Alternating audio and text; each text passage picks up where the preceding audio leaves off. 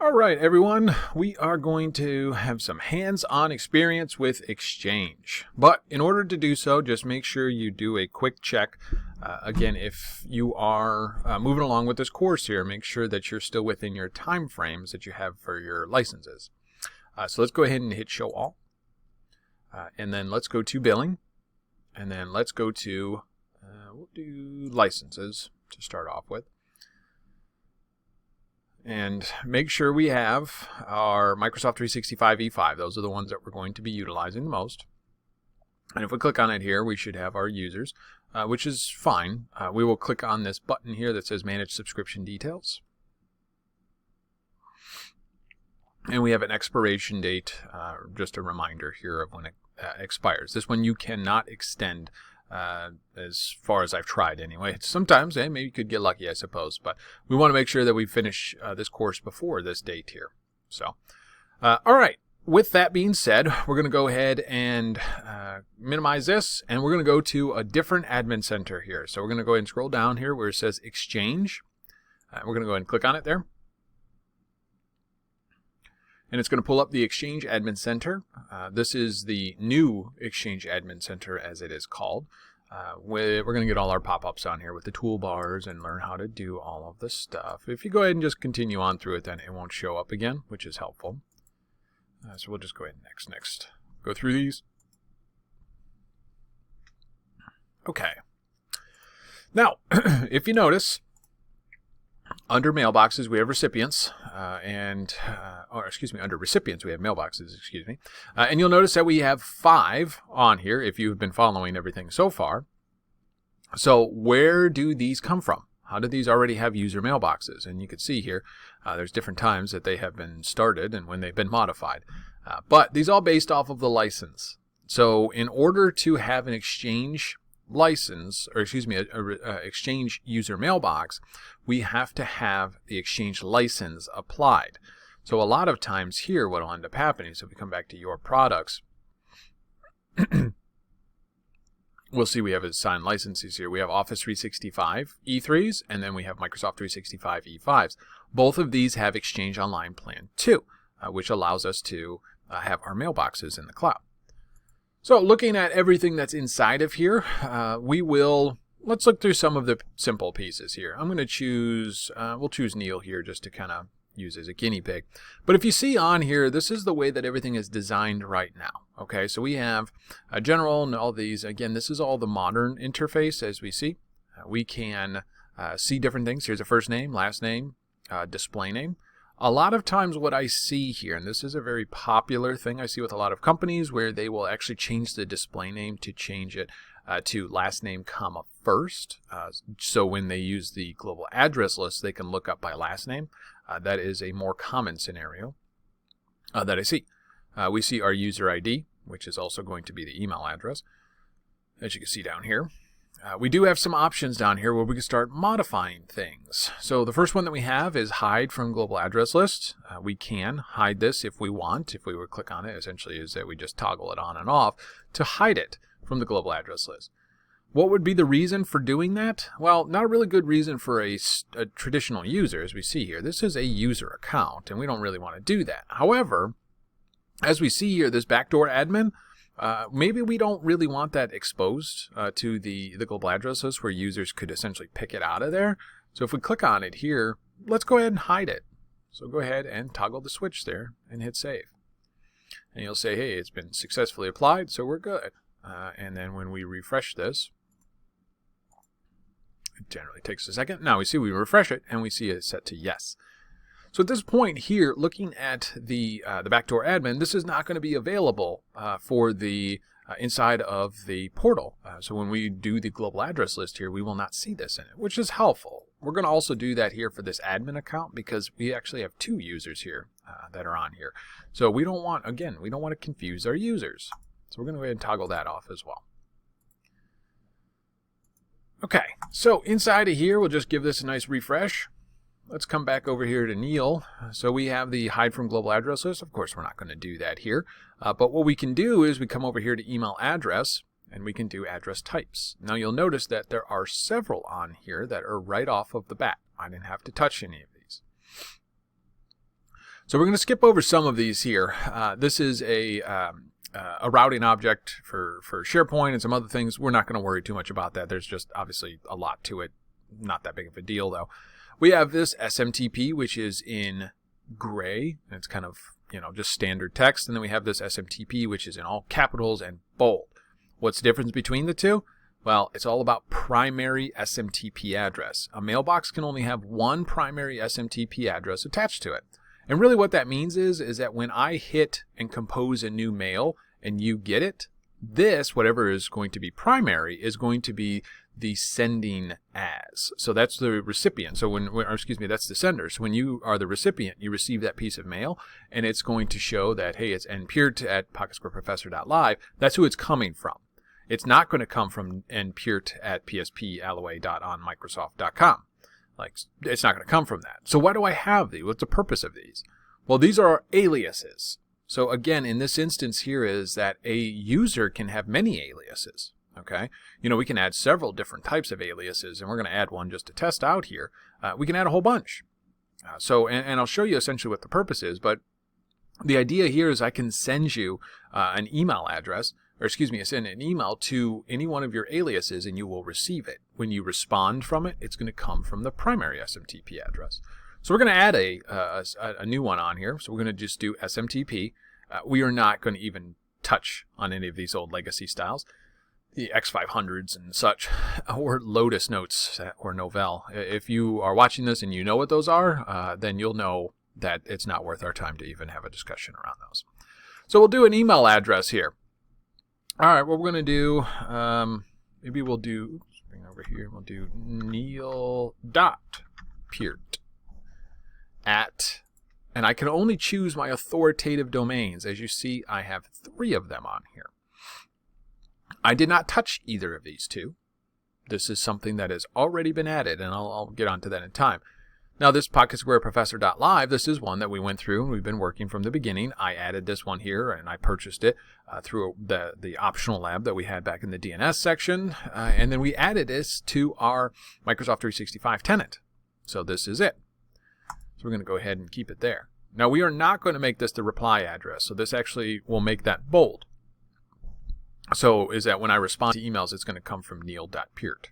We're not going to do that here because we don't want to. We're going to go ahead and hit add, and you'll see that we have another one on here, which is Neil.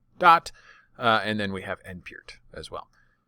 So we can use any of those. We can remove them if we want as well. It is definitely not a good idea to remove any of these 3 that were already defaulted on there, as well as the primary. We don't want to get rid of that, of course.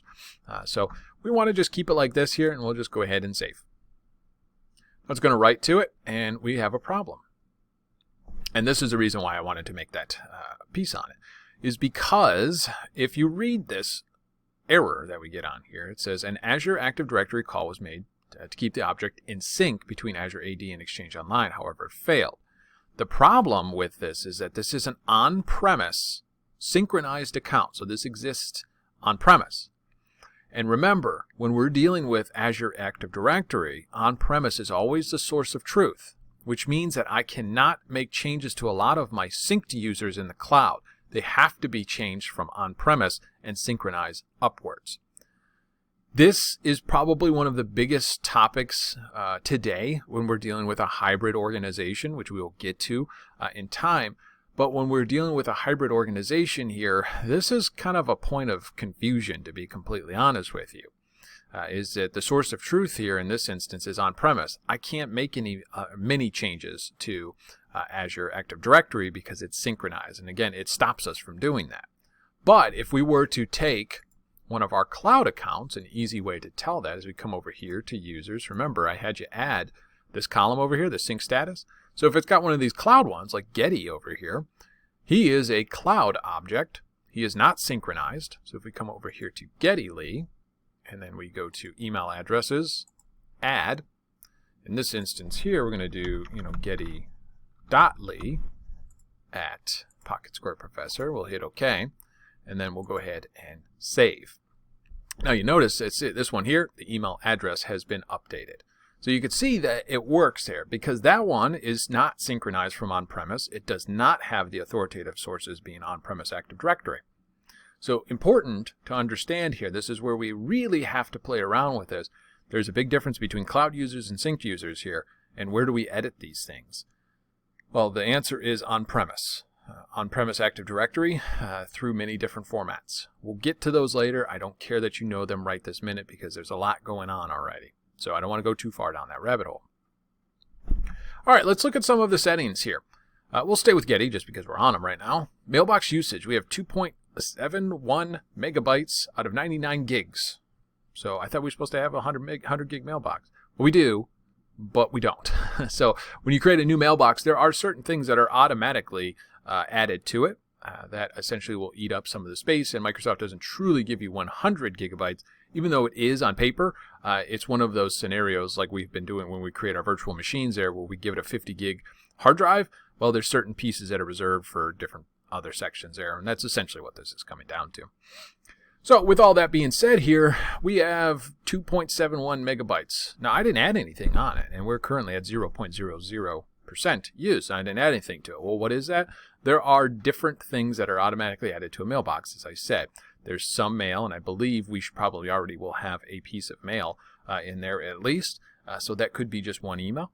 But you will never have, it's impossible to have a 0.00 megabyte mailbox. There is always going to be different things, especially when we're dealing with MIME encoding and such. There's a lot to worry about with that one there, but at the end of the day, who cares? What's the difference between, 2.7 megabytes, 99 gigabytes? Who cares? 99 gigabytes is a tremendous amount of storage. I still do find some customers who have mailboxes that are over 100 gigs. There are ways that we can go about doing that, which we'll get to archiving here in just a minute. But it's very rare nowadays. Most customers just don't care about storage anymore. And that's what Microsoft really is trying to get towards here. Okay. We can see the last log on too. That's also another important piece. Hey, this person hasn't logged into their mailbox in over a year. Do they still need, are we paying for their license? Do they still need to have access to it? Who knows? And that's another piece this is another metric that we can use here. And I use this one actually quite a lot. All right, default email apps. We're going to actually skip over this here because this has to deal with the client access. But just to give you an idea, we'll click on it here. These are our options where we can shut off for our user accounts. Hey, we don't want people to use Outlook on the web or desktop, Outlook desktop, Exchange Web Services maybe. Who knows? We don't want anybody to use mobile devices. Boom, uncheck them, and then you are unable to connect as such. Like I said, we're not going to worry about that because that's going to deal with the client access side of things. But for the scope of this discussion here, we're just keeping around mail flow and the objects themselves. Organization here, this is again more Active Directory pieces. We have title, manager, direct reports, what department they're in. Again, we can edit these things for Getty, but we cannot edit these things for Neil nor myself because we are both synchronized from on-premise. We have to make those changes on-premise for them to synchronize up. Delegation, remember we talked about delegates? Hey, we talked about send as, send on behalf, full access. Yeah, we can do these. We're not going to do these here. It's just not worth it. And honestly, the time it takes and the clunky experience, honestly, these are not the best, especially send on behalf and send as. They just take time. And honestly, it's just not really that big of a deal. You can understand at least what the difference between send and send on behalf is. You definitely can understand that. That's really it. We don't need to demonstrate that. But again, hey, if we just wanted to give somebody send as access, we just click as, send as, and then we hit add member. And then we just choose whomever we want to give access to. Oops, did not mean to click the X here. I meant to go back. Delegation here. And again, like I said, that's exactly what we would do. And we would see on there, once these users are on here, we'll be able to manage those and say, oh, well, that person's still on it. Okay, well, maybe we want to remove that now or something. All right, mailbox. Here is some of the important pieces that we need to look at. So by default, message size restriction. The values for maximum sent size is set to 35,840 kilobytes and received to 36,864 kilobytes. Those are very strange numbers. But essentially, what we're looking at here is that the default send size, so I have an email object that is 35 megabytes. That's where we're at, 35 megabytes by default. That's what this is set to. We can change this globally. Or we can change this per user. So in this instance here, let's go ahead and click Manage. We can go up to this number, which is 153,000 kilobytes, which is 150 megabytes. This one here is we have a maximum send of 35 and essentially 35. The reason why we have this extra space on here is, well, essentially how we calculate these here too, but we also have something called MIME encoding as well as the HTML piece of it. But as the mail comes in, it does actually get bigger. So if a 35 megabyte attachment came in, it actually come in bigger than 35. And that's to include MIME encoding as well as any of the HTML pieces of it that need to be as it's essentially delivered. So we have 35 is what I can receive. And if I were to send you an email that had an attachment of 40 megabytes, you would get an NDR. It would get blocked and it would be sent back to the sender and saying, this is too big, it's been blocked. Same thing with send. If I change this to whatever I want, again, if it's set to right now, it's set to 35. If I were to send an email with an attachment of 35 megabytes, or we'll just say 37 megabytes just to make it easier. If it's 37 megabytes, it'll be blocked. You won't be able to send it. You'll get an NDR from the server saying, you got to shrink this email down. 35 megabytes is not that big, but really what we're looking at are attachment sizes as well. So we can't send and use email to send video files, 4 gig email file with videos in them. That's not how we work. This is actually a big topic I have with my customers because most of them have these. I would say 35 is a pretty decent number to start off with, which is why Microsoft sets it that way. We can go up to 150, but here's the caveat, and this is a big deal, and this is a little bit of a preview for our next discussion here.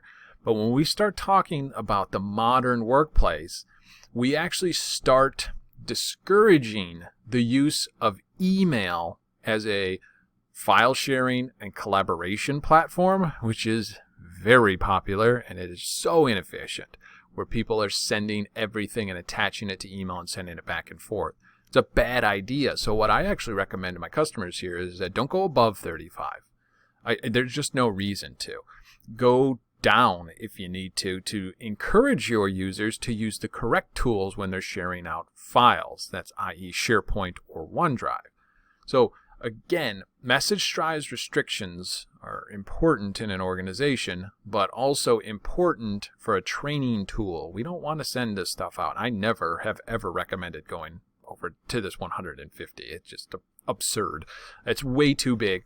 And again, you're starting to encourage your users to use email as a file repository system, which it was never designed to do. Alrighty, let's continuing down here. Message delivery restrictions. Set to default to receive messages from all senders and block from. So this is where we can essentially have different sections of it. So we can say, hey, we're accepting messages from all senders, which is just anonymous or anybody. Specific senders, or we can have this little box right here that says authenticated. It will direct all email messages sent by anyone outside of your organization. So this is people only inside you're allowed to accept mail from. Why would you do it? Well, who knows? There's lots of different ways. I've had lots of different services with customers before where they would, for instance, have like shop floor employees. They only need to talk to each other, and we block all external ones. So that's one scenario you may want to do. And then you can also have a blacklist here. Now remember, this is per user. We can do a lot of these things here through policies, CAS mailbox policies in particular. We can do a lot of these functions globally or even group-wise. Like, hey, if you're a member of this group, you inherit this policy. So these are just onesie-twosies, if you will. Email forwarding. Email forwarding is really bad. This is a very popular attack vector, and it's really not a good idea to forward externally. Let me rephrase that. So again, let's just say so-and-so left the company. This is a common scenario I'm seeing here, is that Joe left the company and Sally is taking over for him, but every piece of email that Joe gets, we need to make sure that Sally gets as well so she can respond and we don't have angry customers. So that's fine. You want to forward internally? That's okay. It's not a good idea to forward for long periods of time, of course. Because what can end up happening in that scenario with Joe and Sally is that if Joe were to leave the organization, yeah, for the meantime, we can forward that email over to Sally. That's cool. But what we also may end up doing is taking, let's just say it was joe@domain.com is his SMTP address that everybody's sending to. Well, we actually may make that as an alias on Sally's account. We may want to go that route. That is one thing that is doing. That way we can get rid of his mailbox, stop paying for his license. Important piece around here, license management. But just a little toggle switch there. We pick a user, and then we have two options. We can just essentially have it be a proxy, where it just automatically forwards it all without keeping it in the mailbox. So it'll hit Joe's mailbox, be forwarded over to Sally's, and it won't stay in Joe's mailbox. Or we can make it so it hits Joe's mailbox, goes over to Sally's, but it stays in Joe's as well. So we keep a copy of it. So you have options there, of course. I'm going to go ahead and untoggle that. Hit back. Sharing policy and default role assignment, we can't really do much with this. These are really around global settings that allow us to be able to share out. So we'll talk a little bit about these here, but they're starting to get a little too granular in the Exchange space here, so we're not going to go that deep into it. Retention policy, we have the default MRM. Remember we talked about when it comes to retention? Well, we have retention policies that are on here. Now this is honestly, especially when it comes to retention here, these are things that I'm not necessarily that concerned that you know about, because I'm more concerned about it knowing from the Compliance Center, because that is where Microsoft is moving all of the retention policies inside of Exchange. They're all moving to the Compliance Center. This is more of a legacy type thing, which again, I'm not worried about. Address book policy, maybe if we have a specific address book policy. A scenario, and this is a new thing that came out that honestly I've never seen in production, but now I've starting to see this a little pop up a little bit more because it's easier to set up, is we may have multiple address books. Okay, one address book could be for sales, which has just a ton of contacts, a ton of customer, things like that are very relative to salespeople. And you'll have an address book policy. I'm in the sales division. I can have access to their address book. It's a little bit more curated for me, so I don't necessarily have to, if I'm not in the sales and I just see all of these, these customers or contact information, all these contacts and stuff, I don't really care about that. I'm just trying to send an email to somebody else inside of the organization. I don't want to go through and sift through all of that, so I can have two separate policies if I want.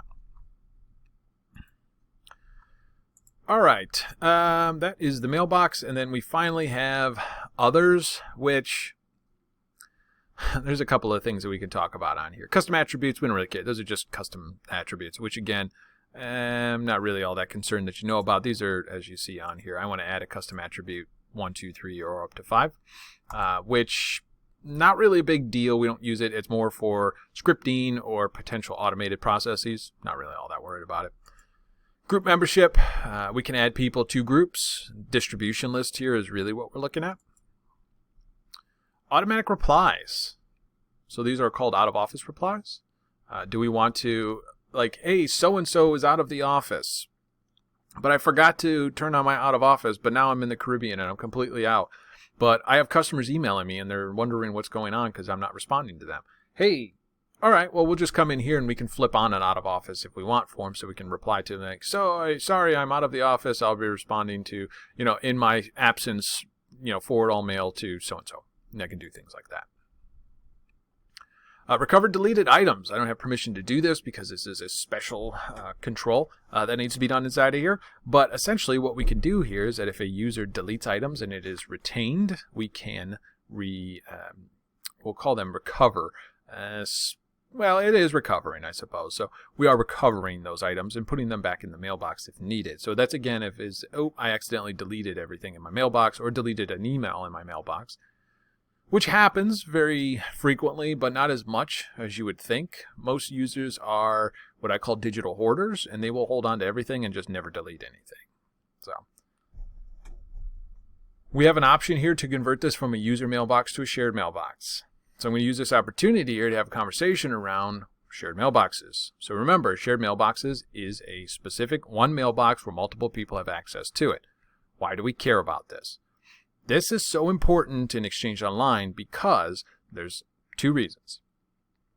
The first reason comes along the idea of I am an organization and I need to have a provisioning or deprovisioning of users. So when a user gets onboarded into the company, what happens? How do we go about enabling them from a technology perspective? That's fine, and that's not what we're going to talk about here. What we're going to talk about is a deprovisioning aspect.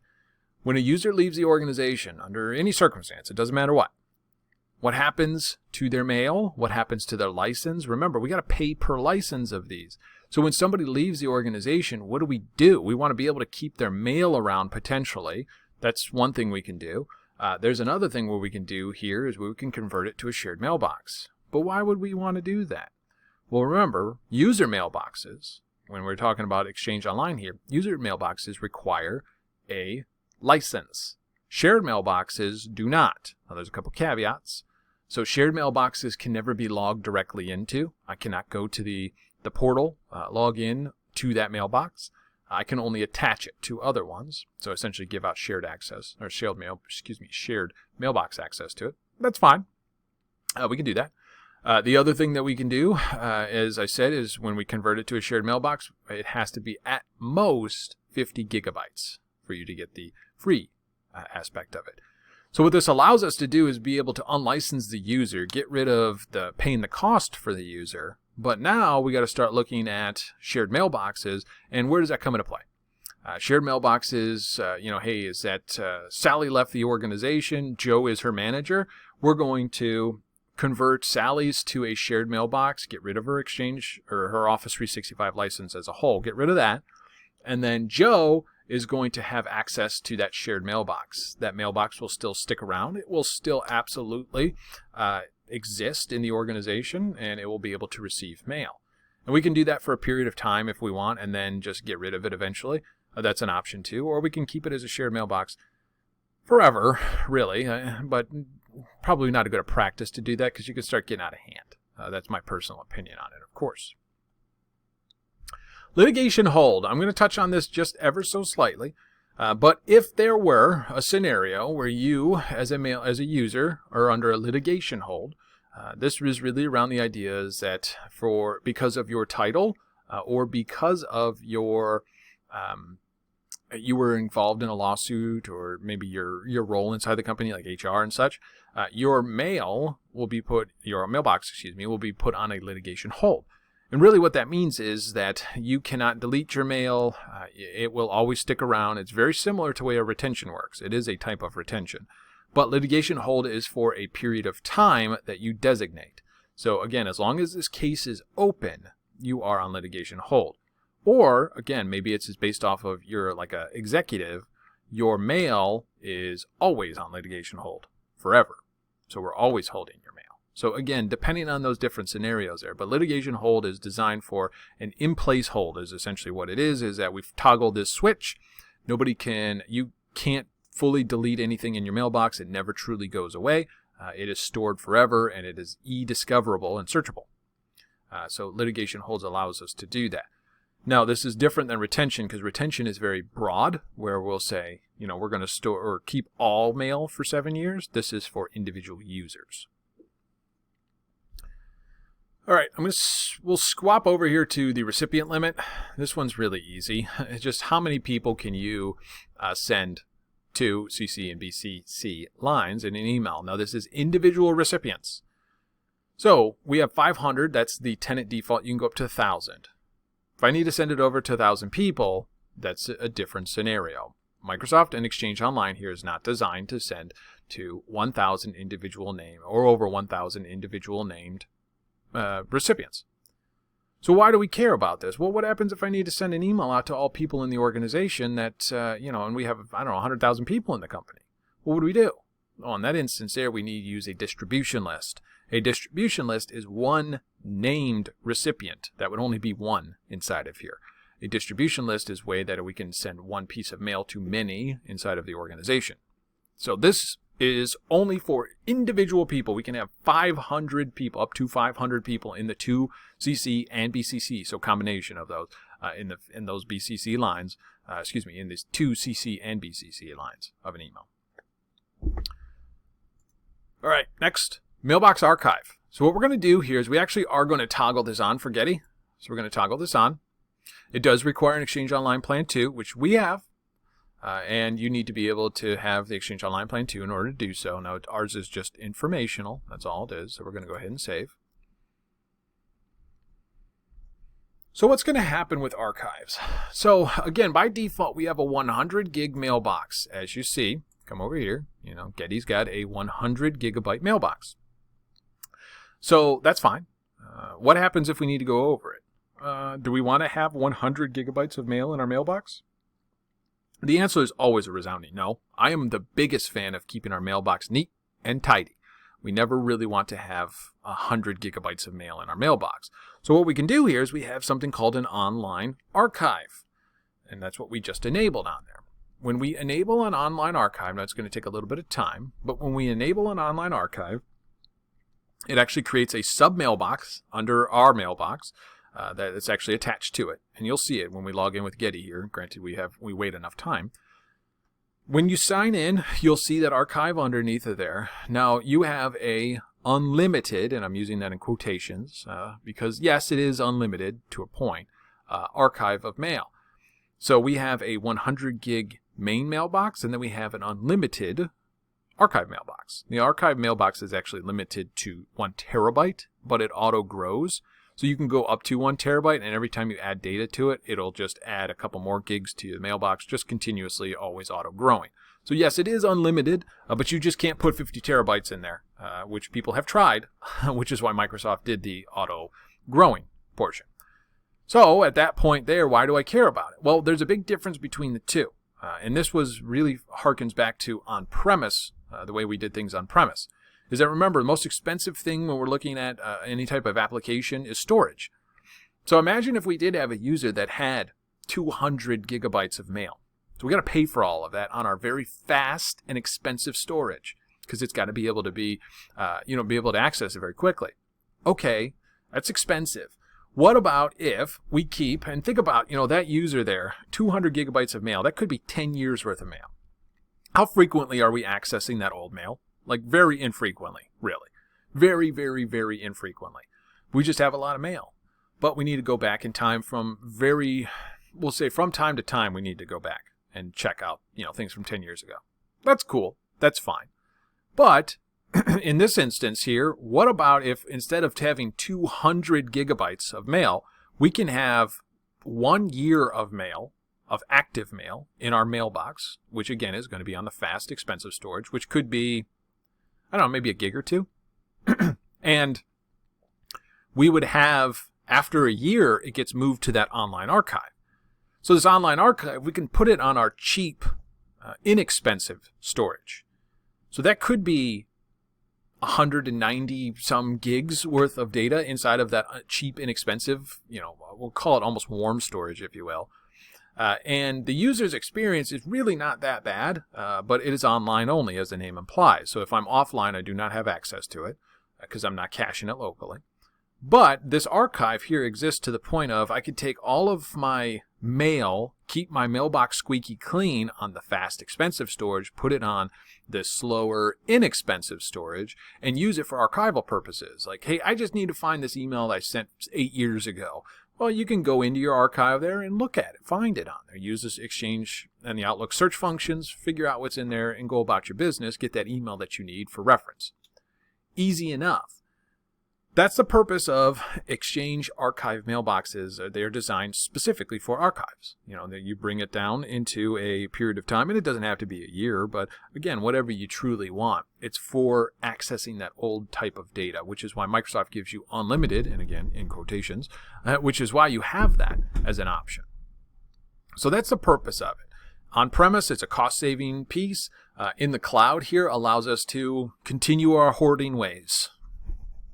Now, everything that we apply to a mailbox absolutely falls to, so again, in this instance, if we were to put litigation hold on, it would apply to the user mailbox as well as the archive mailbox. We cannot give other users access to just that archive mailbox. We have to give it access to the entire mailbox and everything. So that archive mailbox is attached directly to the user account. So just keep that in mind too. All right, so there's a couple things we're going to do here just to start playing around with this. As you see, we have archive status is now set to active. So Getty certainly has the ability to do that. So what we're going to do here is we're going to do a couple different things. We're going to create, uncheck him there, we're going to create a brand new shared mailbox. And I like IT support. So remember, if you recall, Getty Lee was the SharePoint person there. So we are going to call this IT support. And then this is going to be IT support at PocketSquareProfessor.live. We'll create it. And then we get some options under here. Hey, other ways to collaborate. Hey, learn how to use a shared mailbox. Now, these are nice. You could share these links with users, as it says, which is fine. Add users to this mailbox. Well, we're going to come out of this for just a second here. So if we refresh, we should see IT support. And now it is a shared mailbox. So I click on it here. And I still have all the same options as you saw before.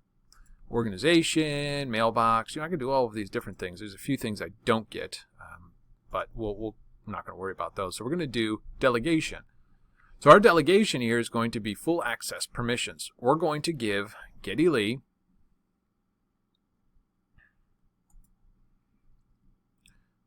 put a little check there to Geddy Lee, hit save, confirm.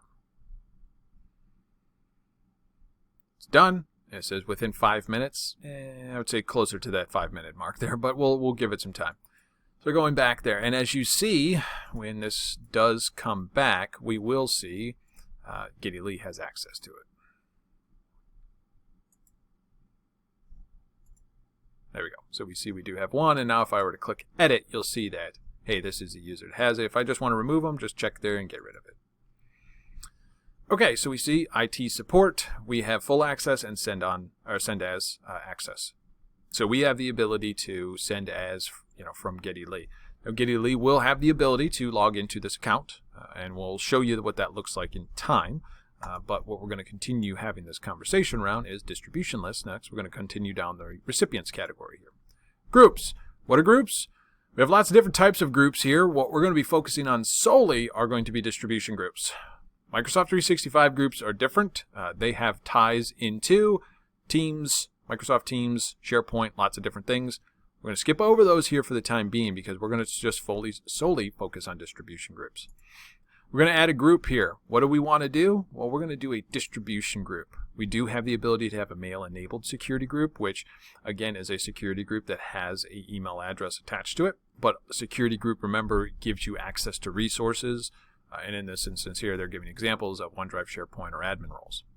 Dynamic distribution list is important because this is, if you have, let's say we have an HR distribution list, is that we are keeping track of if your department is HR, then you're going to be in that. So as people get onboarded, as people leave or whatever, that distribution group will automatically change. You don't have to really do too much around it. It's really easy. We're going to create a brand new distribution group. Microsoft says, hey, why not create a Microsoft 365 group? Again, we'll skip over that because that is not relative to what we're talking about here today. We're going to call this all employees used to send to all employees. Yeah, makes sense, I suppose. We'll hit next. Now we have owners and members. So when we're talking about owners, who has the ability to edit these things? Well, I'm going to make Geddy Lee the owner of it. He's going to be my guinea pig here for this particular discussion today. Who are going to be the members of it? Everybody else. Everybody. I'm just going to make everybody. I'm just going to check everybody. We'll see Geddy Lee does not have to be a member because he's an owner. They do not have to be that way. We can remove him if we don't want him to receive. So whoever's in the members category are going to be who's going to receive this message. Owners category are people that have the ability to manage the group. They can add, they can remove, and change things on their own. This is a great thing because in IT, should not really be a IT functionality. This is another burden on the IT department here where we have ownership of groups. Hey, HR group, you know what? Head of HR, you're going to manage this. I'm going to delegate this out to you, and you're going to manage this group because I don't really care. Why should you have to go through a ticket submission, go through and eventually get assigned to a system admin or something before you can actually get this delivered just to manage and add and remove somebody? That's just very inefficient. So we're going to just put it on them. They can manage it themselves. We're going to call this one as all employees, and it does do a check, as you see, to make sure that it is unique. So we see here it's going to be all employees, one word. We have options down here, so let me show you. Communication, allow people outside my organization to send an email to this distribution group. This is almost never, ever utilized, which is unchecked by default. The bad idea. Could you imagine somebody outside of the organization being able to send to all employees? Bad idea. So we have this shut off. Even if somebody were to have this email address outside, they would not be able to send to it. You can only send from internally. We can set this from a open group, a closed group, or an owner approval. So if I see the group there and I want to join it because I think I should be a member of it, we can have it open where you can just do it without approval. Closed, you cannot. You have to essentially go through some sort of approval process, and the owners of the group have to do it, which is fine. But the second one or third one down here is the most important, which I normally see is at owner approval. Hey, I want to join this group. It goes to the owners. The owners essentially say, okay, great, and you're good to go. Leaving the group. Can you leave it with the owner's approval or without? Generally speaking, we set these to close. However, it depends on the circumstance. Hey, maybe I want to unsubscribe from this particular one because it's too chatty. Well, maybe if I have an option to, I can leave it. So that's an option we have. Go ahead and create the group.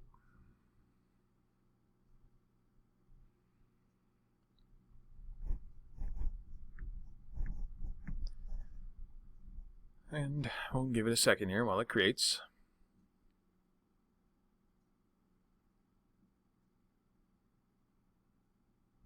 Jeez Louise. Okay. Go ahead and close that out. And when we refresh this in here, we should see all employees. Hey, it looks good to me. And if you click on it here, we will see, and it's probably still kind of loading different things on here, but you'll see some different scenarios on here. You know, who are the members? Let's look at some of the settings. Do we want to hide it? So this is another piece here. Do we want to hide this from the global address list? Maybe, potentially, but probably not. Delivery management. This is an important one here. So again, do we want people inside or the outside? We already looked at that. No. Do we want to restrict who can send messages? So if you add somebody in here, only certain people will be able to. So in this instance here, Getty Lee will be the only person who can send to this and deliver to it. This stops people from going through and just any person in the organization, especially these all-employee lists, it stops people from coming in here and blasting all the all-employees list. It should only have specific people.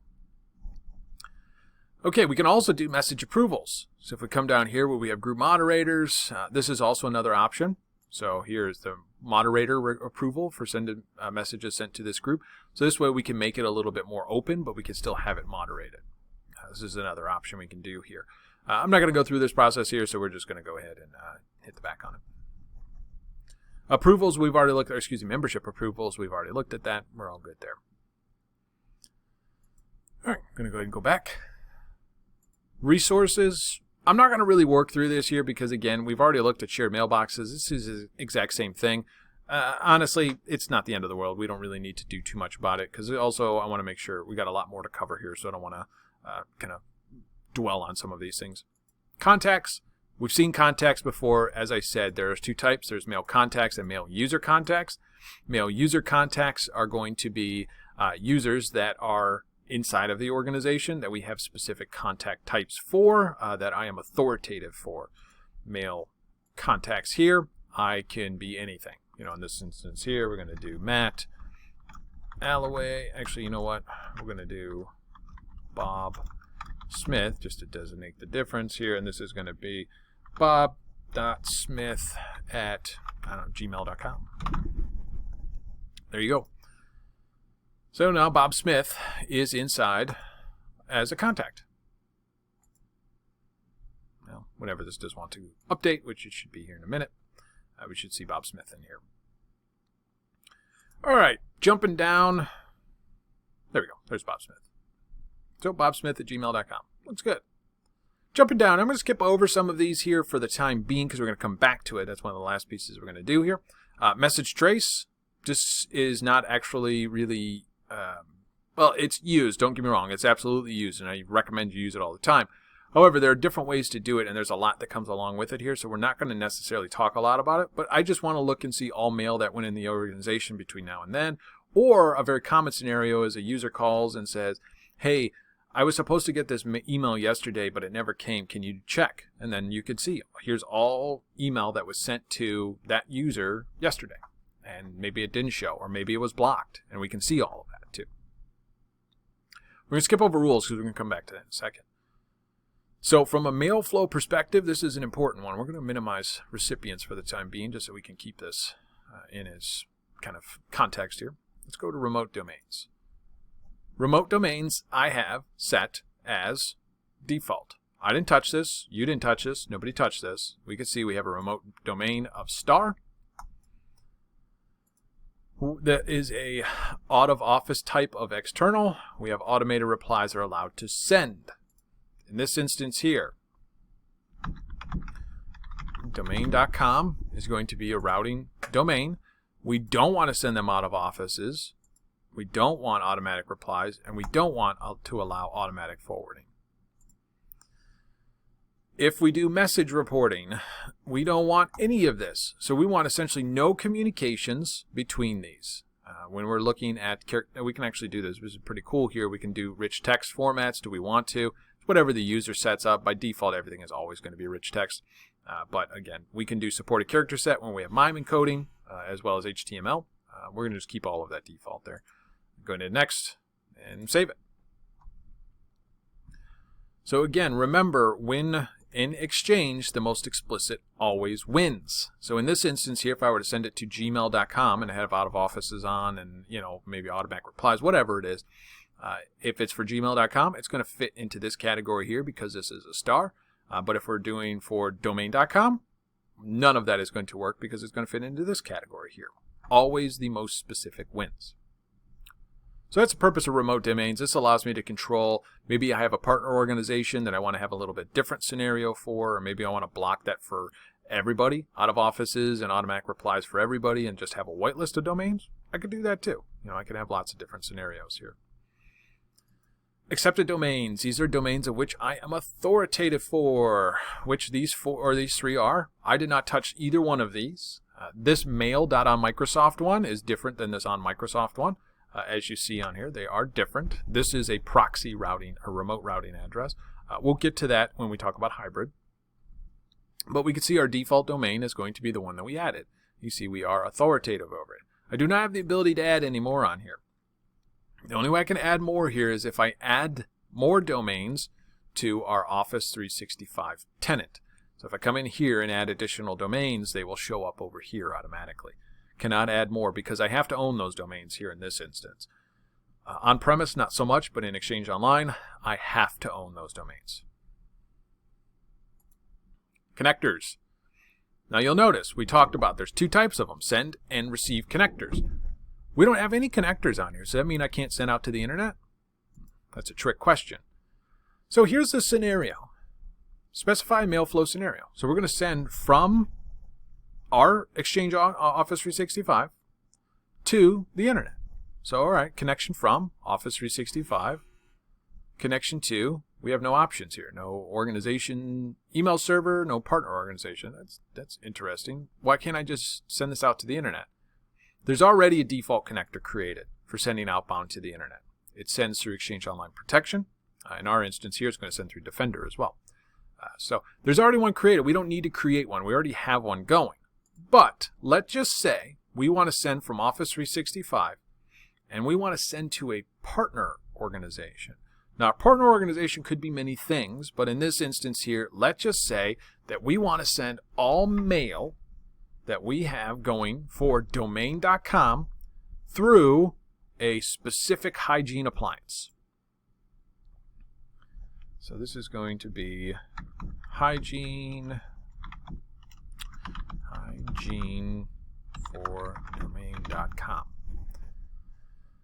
We'll turn it on. We'll keep it turned on. Hit next. So, when do you want to use this connector? Well, we're not going to do that first one here because we don't have transport rules set up. We'll get onto those in a minute. But when I send emails to these domains, domain.com, I can add multiple on here, of course, if I want, but we're just going to do domain.com. Routing, what are we going to do with it? We're going to route through these smart hosts, and it's going to be through 1.2.3.4. Next. Always going to use TLS. We are encrypting. Remember, we have end-to-end encryption here, and in today's modern workplace here, end-to-end encryption is going to be most important. When I send emails, yes, I am encrypted through TLS, okay, Transport Layer Security. I am encrypted. I purposely skipped over TLS and all of that because when we're coming down to it, that's just outside of the scope. Remember, I like to keep it at around 300 level. I don't like to go above that in terms of how deep we want to get to this. TLS here can start getting pretty complicated. So I don't want to get that hard, but just understand that TLS is used to encrypt end to end. We're going to keep all of this default, hit next. Now we actually do have to user@domain.com. Now again, here's the problem we're going to run into is that this is going to fail. Because of course, I don't even know what domain.com is, who owns it. I don't know if there's a user at domain.com. There's probably not. I don't want to even risk it. We're going to go, we cannot proceed, as you see here. We are going to, we can't proceed until we actually add this in here to test it. So, what I'm trying to paint the picture for is, if we come back and look and see that if I am sending an email to domain.com, we are going to be routed to this specific address. We're not going to use the MX. We're going to completely skip up the internet look, or skip over the internet lookup. We're going to go directly to IP address of 1.2.3.4, which of course doesn't exist. That is going to fail, and we will not be able to send email to that. But let's just say that hygiene appliance actually had a public IP address on here, and it was able to receive mail on port 25. Well, what we would do here is it would pop in that IP address, go through this process, and it would go outbound. At that point there, we're able to test different scenarios and mail routing pieces. Why would we want to do that? Well, it depends on the scenario. I'll be honest with you here. I don't get a lot of connectors anymore. We don't really set up a lot of connectors here unless we have third-party spam appliances like Mimecast or Proofpoint or something like that. Or we could send all of our mail to go to it. That is an option we do have too. But generally speaking here, connectors I don't really see a whole lot of usage for anymore. That's just kind of the name of the game. So I'm not going to go on mail relays or anything inside of Office 365, but suffice it to say there are, well, quite a lot of ways to relay off of Office 365, but anonymous relay is not one of them as it stands, and it's going to get more stringent in the future. Microsoft 365 does not want you to relay your multifunction printers and such off of Exchange Online servers. They will be blocked. It won't work out well, and in the future it's going to be very blocked. So we'll just put it that way. So connectors here, that's how we create a connector. Now again, we can't validate the one because again, I don't know what user@domain.com is, so no big deal there. We come over here to alerts. Now right now this is just alerts, but there aren't any obviously, so how do we know what's an alert? Well, we come over here to alert policies, and we can start getting some alerts. So here's an alert. Priority account mail flow is unhealthy. Messages have been delayed. This seems to me like it's an important one.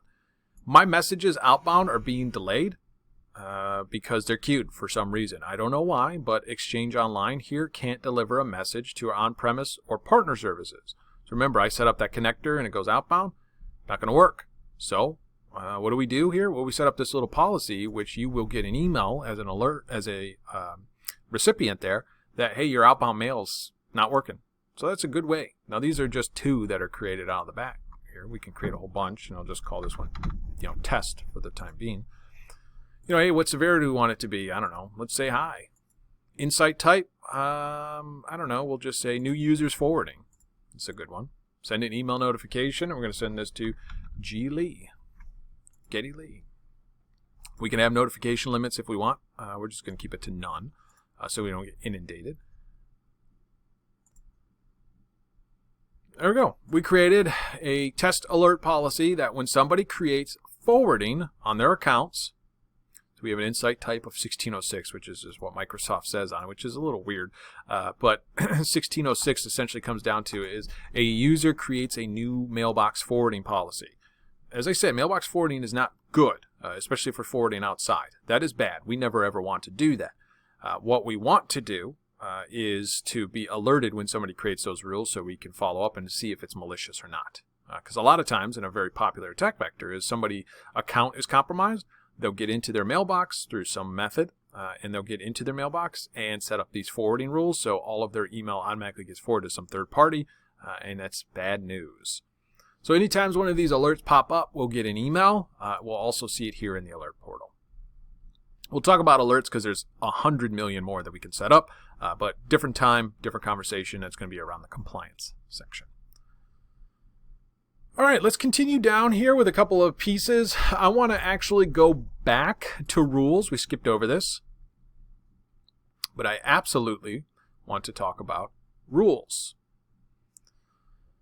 So, rules are going to be transport rules. These are if-then-else statements of when mail is flowing through through the hub transport layer. Based off of destination or different criteria, we can do different things. So hit the little plus sign on here. Wow, look at all of these different things that we can do. We can apply a disclaimer. We can apply Office 365 messaging, encryption, bypass spam filtering. Oh, I don't know. We can do all of these crazy things here, right? Well, why don't we click on Add Disclaimers? This is a more popular one, and another window will pop up. This is a more popular scenario here, so we're going to call this PSP-disclaimer. So, again, remember, I'm going to expand this all the way out here. And always, if you're dealing with these, always click more options, because that extends it out to make it more, this allows us to make it bigger, and we can get all of the options. Apply this rule if the sender is internal, external, wherever. The recipient is internal, external. Again, you can see all these: message, body type, whatever, add attachment, whatever these categories, we can just apply this to all messages. Not a good idea, of course. But in this instance, we're going to put a disclaimer on there that says, hey, this came from the outside. Be careful. Okay? So what we're going to do here, I'm just going to come to sender. I'm going to say is external, internal. So if the person is from the outside, so the sender is located outside of the organization, we're going to append the disclaimer. Let's look at some of these other things that we can do. We can block the message. We can forward it for approval to sender's manager, to these people. We can add recipients to it. We can modify it. We can notify the sender with a policy tip. We'll get into those when we talk about DLP. Generate an incident report. Who knows? We can do a ton of different things on here. But in this instance, we're going to keep it simple. We're going to append a disclaimer. And we're going to say this message came from outside of the organization. Be careful with your response. Okay? And fall back to action. Wrap, ignore, or reject. We're just going to wrap. If the disclaimer can't be inserted. And that really would be around the idea of the formatting of the email or something like that.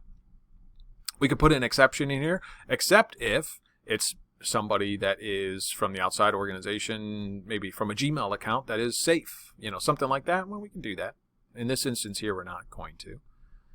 We're going to put this as a severity level of nothing. We're not going to specify because we don't want to audit this, because this is going to apply to many emails, pretty much all emails coming inbound from the outside of the organization here. We can test this here, or we can enforce it. We're going to keep it on enforce. We can also set it up for time to start, time to stop, such as whatever we want there. And that's pretty much all I really care about. We can put comments in here if we want, but again, not really that big of a deal. We're going to go ahead and save.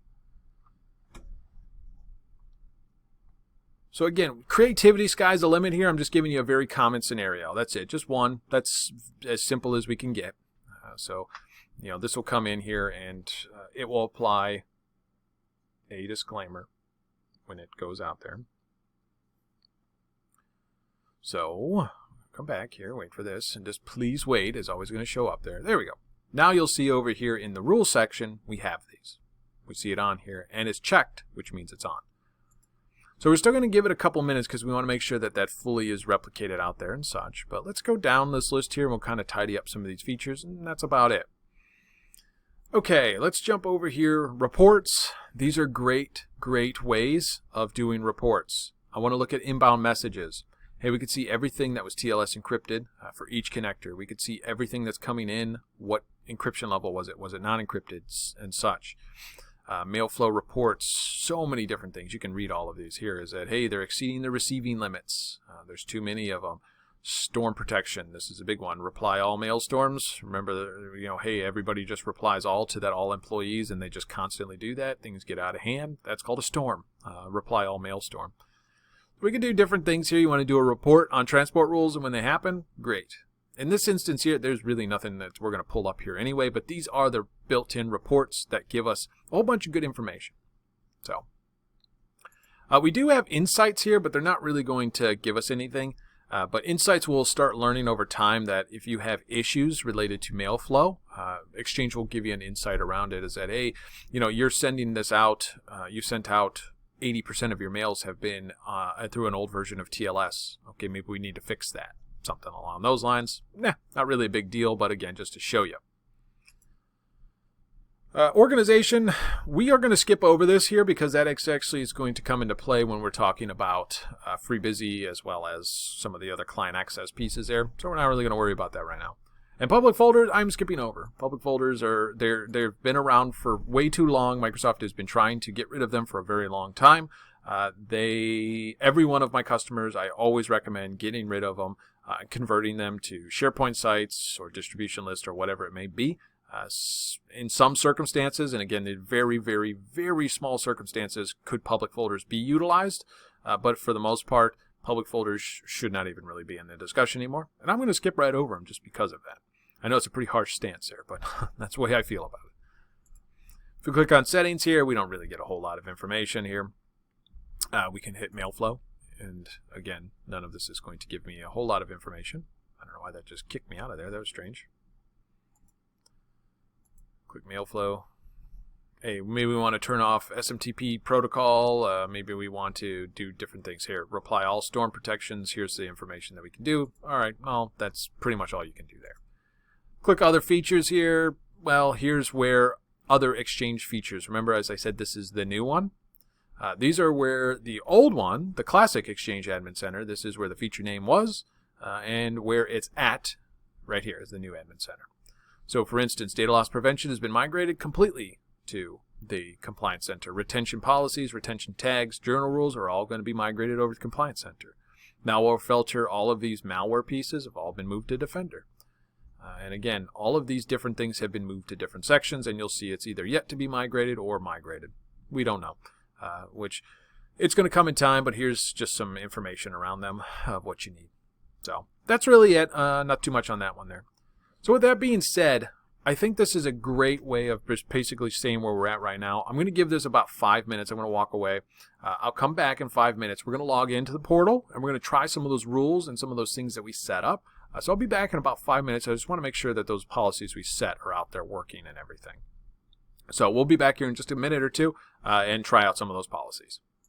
Okay, we are good to go. It's been about 5 minutes. Just went through everything. Just wanted to make sure transport rules, everything that we changed, all kind of flowed out there, as we've seen already. So an easy way to go about this here is we can click.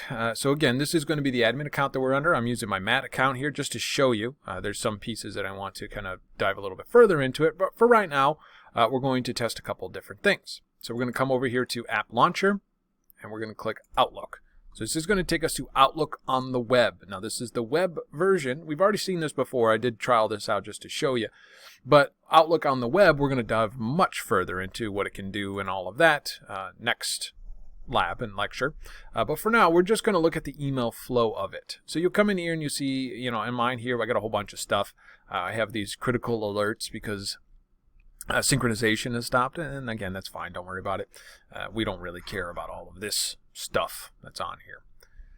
So a couple of things that I want to first and foremost start off with. Remember, we created an account. So if we click new message and we type in IT support, what can we do? How can we find that? How do we know where that is? Well, it says no results found. Well, let's close out of that. Let's click this little 2 button.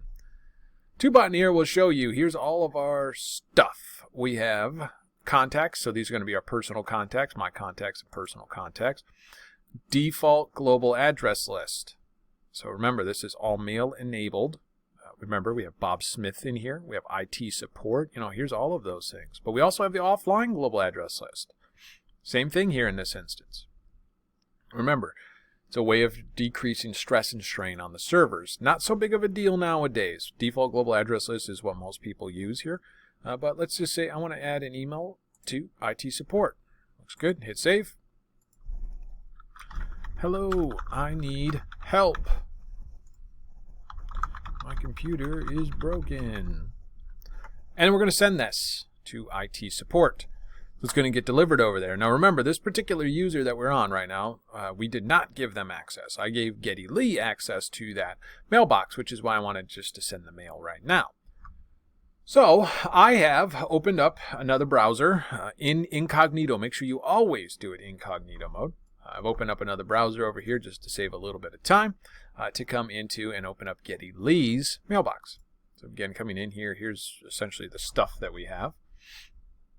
Now I'm going to come over here and remember that junk account that I created, the Gmail account. Well, I'm going to show you that I am going to send a piece of mail. So we're going to wait for that to come in. And of course I got signed out, so give me a second while I sign in over there. All right, go ahead and compose. And we're going to send this to GLee@PocketSquareProfessor.live. Now, keep in mind, just a caveat to this one here. Again, you don't see it over in mine because I'm composing it right now as we speak. But this is a test. Now, you can only send email if you have the domain. Now, again, PocketSquareProfessor.live, you can't use that one. I've already taken that one there. If you did go through the optional DNS Lab where we did purchase a $2 domain there, if you did do that and you were able to add it to your tenant, then you can, as long as you have the MX record published in public DNS, again, following the rules that we set up before, you would have the ability to send mail from anywhere in the world, a Gmail account, Hotmail account, AOL account, whatever you want, your own personal business account, whatever it is. You'd be able to send that to this account that we're doing, which I'm currently in the process of sending. If you did not do that optional lecture, at this point, you can still do that, but you're going to have to use that .onmicrosoft.com address to send mail. That works. That perfectly works. We're able to send and receive mail off of that account. However, keep in mind that that will potentially be flagged for junk or something along those lines, which I just sent that message out and I just see my junk email, as I'm just talking about junk, popped up under here. And I bet, here we go. So I sent this from my Gmail account and I literally said this is a test with test in it. That's it. That's everything that came in here. It was identified as junk. Why? Well, it came from my Gmail, my junk Gmail account, and it just said test in it. Of course, that generally is junk. That's probably spam or something junky that's just not useful for you.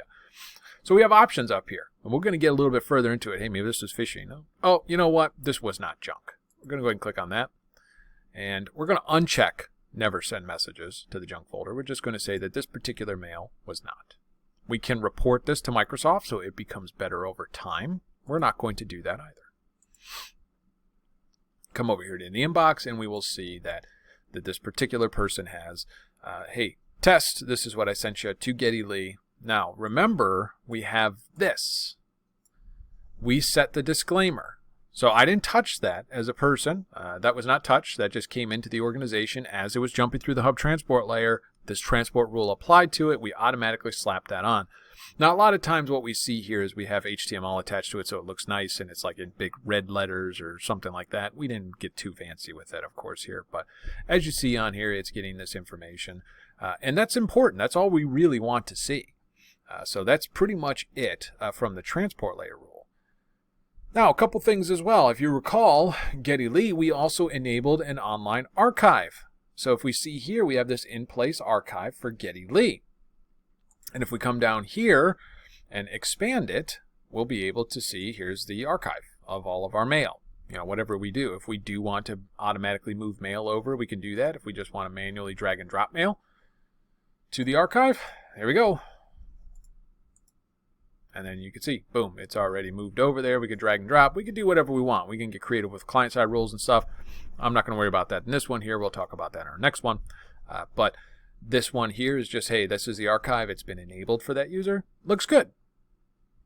Now, we're going to test out a couple other things. Remember, we created that IT support, and we did send an email to it. Well, let's right-click on Folder and see where it says Add Shared Folder. We're going to go ahead and click on that. And we're going to type in IT support. It's not going to show up, so we're going to have to type in the entirety of the email. Now remember, yours is going to be whatever your domain is, of course, .live. And we're going to hit Add. And you'll see right here, we get this IT support has been enabled. We're going to put the little check, or open the little caret next to it. And you'll see we have an email. It says, hello, I need help. So as you see on there, I'm going to reply. I will save you, and I'm going to reply to it.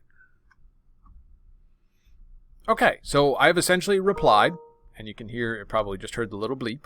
So if I just move this to the side, this is sending from Geddy Lee. Okay, so I can send, this is sending on behalf. Here's that this is where this person's coming from. Now I have lots of options if I wanted to send as over here I'm going to reply to this. We could see on here there's some pieces that I may be missing. Okay, well maybe we want to see a couple of other things. Maybe see the from. Well, as you see on here is that if I did have multiple ways I could respond, but I'm always coming from my account because I don't have send as or send on behalf access. If I did, I would have other options. If I add send as, so again I can essentially impersonate this user. It does not say sent on behalf of or anything like that. What happens here is that when I reply to it, you'll see that my computer is broken. Hello, I need help, you know. And it still shows up in this mailbox. But if we come over here to sent messages on my Geddy Lee account is where you'll see this. So this isn't necessarily super effective. So this is where we would generally want to add send as or send on behalf on, because if we were to do it from that perspective and we come down to the IT support and I were to respond from it, I would see a sent message in the IT support message. So again, just to show you, it's a good example between the two. Now there's one other thing that I want to show you. I'm going to drag this off to the side here. This particular account right here, if I click the little 2, remember we want the default global address list, we have this all employees. I'm going to go ahead and send to that. I hate you all. As you see right now, you don't have permissions to send to all employees. Especially you, Geddy. Try to send. You even get a little pop-up on there. So you see right here I have an undeliverable attempt. Only accept messages from people on its allowed senders list, and your email isn't on that list. So remember, we sent it over here to Geddy Lee, where he can come in here, hit the little 2, go to the global address list. Hello, everyone. Hello. And we send it out. Now you'll notice that Geddy Lee was allowed to send it out. So when Geddy Lee sent it out, you can see here in my email, I got it here, and it says from Geddy Lee to all employees. Come over here, Geddy Lee to all employees. It's the exact same email, looks the exact same for everybody. It's an individual mail, and if I were to, let's just say, delete this one here, it does not delete it over here. Remember, these are individual messages. All right, there's one last thing I want to show you here before we tidy up the conversation around mail flow, and that's the retention piece that I talked about, the compliance, because I want to show you here that we have this account, which is, okay, here's this message. We're going to go ahead and delete it. So we can delete messages many different ways inside of the client access server. We can just hit the little button there to delete. We can also hit the delete button. We can do a couple different things here, but if we come to deleted items, hey, we'll see it. There we go. Geddy Lee, it's in here. It will stay here for a period of time, which is by default 14 days, and then it will start getting purged out. We can go up to 30 days if we want.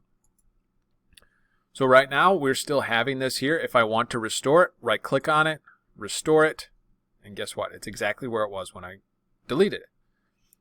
Now, if I were to hold the shift button and delete, with that in focus there, we will see, do you want to permanently delete this? We hit OK. And we come to the deleted items, and you see we have nothing here. Well, we have there's technically 3 storage containers inside of an Outlook mailbox, but realistically it's a 2-stage. Meaning that I hit delete once, it goes to the deleted items folder here, which is a Surface folder on my mailbox. However, if I were to shift delete, or just to come in here, delete, come to the deleted items, and then hit delete again, we have a tertiary, and you can probably see it right here, which is called the recoverable items folder. So this recoverable items folder here is the last stage. So it will sit here for a period of time. And again, 14 days up to 30 days. They're not sequential. So if one gets deleted from deleted items, it's just gonna go walk through its process there. So in this instance here, if I were to try to delete from the recoverable items folder, it says, do you want to permanently delete it? That email is now completely gone from the organization, and I am unable to recover it because it's gone. So when we put a retention policy or litigation hold, what this does here is that this deletions, the recoverable items folder here, stops me from deleting inside of here. I cannot delete emails from inside of here. As long as that process goes for, let's just say, 7 years is what it's set to. After 7 years, it will automatically delete from here. So as long as I don't delete anything, everything will stay in my mailbox. But if I do delete things, it will still stay here in this recoverable items folder as its last stop. So you cannot fully purge the mailbox. The mail in it will not go away as long as it is being actively retained. So in this instance here, let's just say, oops, I didn't mean to actually do that. I can right click, I can restore, or I can click one of these restore buttons here at the top. But if I restore, I'm going to come back up here and you'll see, here we go, back in my mailbox. So that is a very high-level overview of how the retention works. We will create some retention policies and such when we get to the Compliance Center, but I want to give you at least a little bit of an overview of how that works. All right, that was a lot, and I know this has been a long one here, but again, there's so much information around this that there's just way too much information to kind of break this down into smaller chunks. So with that being said, we are done with this particular section here. We're going to continue the conversation, our next conversation here, and we will jump into the next lecture and lab. Thank you for jumping in on this one here. We'll see you over on the next one.